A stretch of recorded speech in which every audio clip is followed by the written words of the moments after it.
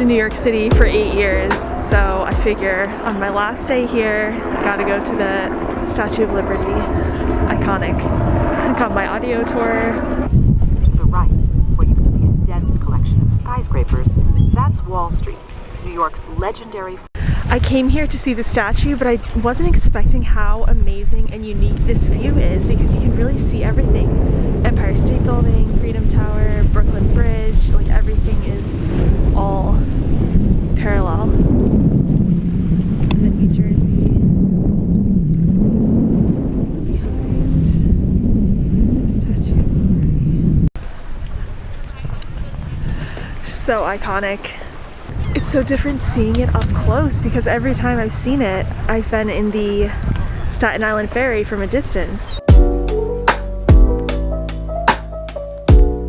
So I was standing over there like awkwardly waiting for someone to take my picture. Because you know when you're out in a public place and you're alone but you want a picture of yourself, you gotta be like, hey, can you take a picture of me? So I asked this guy and it didn't come out that great of the skyline behind. And then I saw these photographers who are taking pictures. I never really do this, but I'm like, you know what? Why not? Let me just get my picture taken.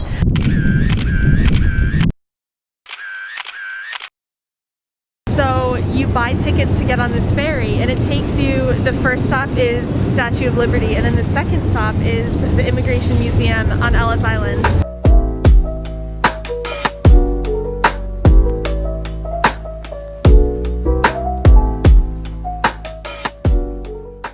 So I'm at the Immigration Museum, and there's this one part where they're talking about what is your name. So when all the immigrants came in, they either told their last name to the person at the desk, and they're saying that there were changes made.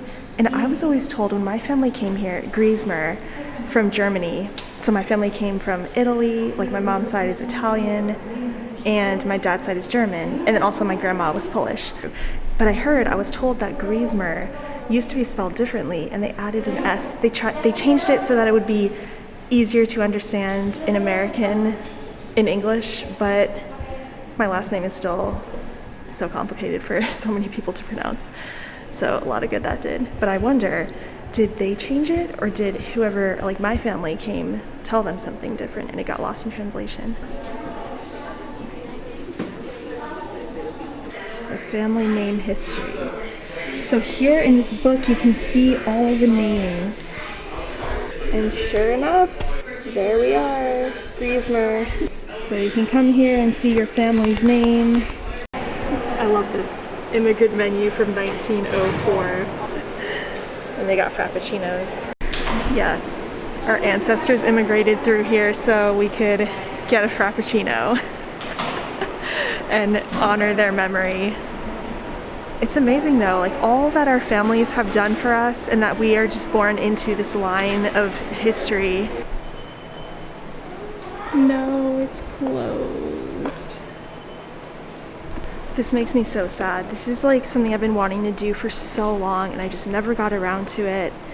And now it's closed, but hopefully they'll reopen in the future eventually. I guess I can go online. One thing I'm really interested in is family history, in terms of not just the name of the person, but I want to know the stories. Like what were they like? What did they do? What were their passions and their interests and their dreams, and what was going through their mind? I just want to know all these things.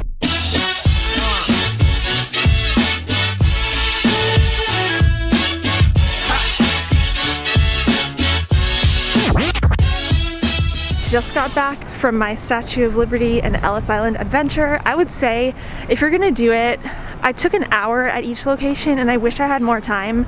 So if anything, I would recommend if you come here, make it like an all-day thing and really like explore the museums and learn as much as you can and read everything. That's kind of how I usually like to have my museum experiences, but it felt a little rushed just because I need to get back before the sun sets, because I have another place I want to go today before it gets dark.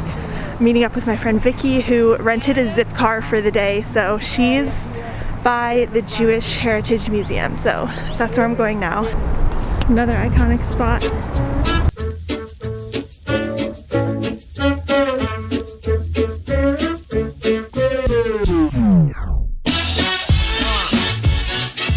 Driving over the Brooklyn Bridge. Vicky picked me up one last time, seeing this iconic, beautiful masterpiece.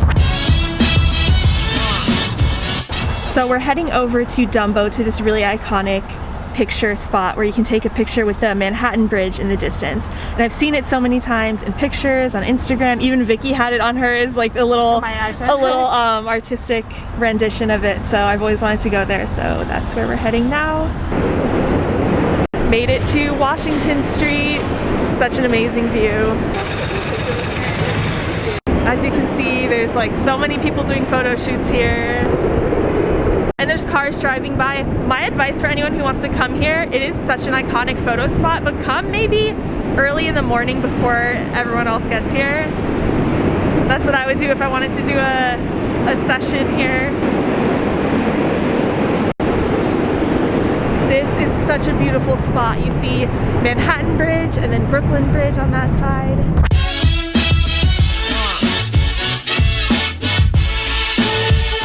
Now we came into this little market in Brooklyn.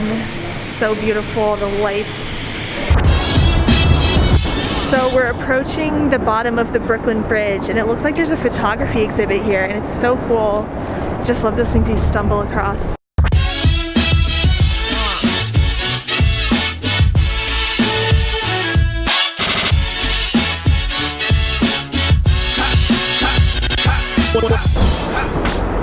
The Great Empty. Wow.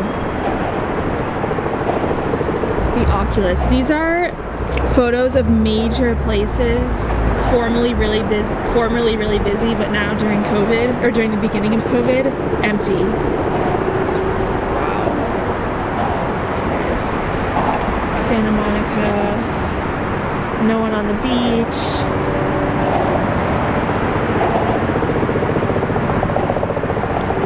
New York, Times Square. If anyone remembers, I made a video where I went to Times Square when it was so empty. I mean, there were people there, it wasn't completely empty.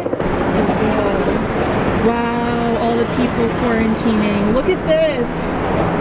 I love that. Residents look to connect. Wow, March 2020.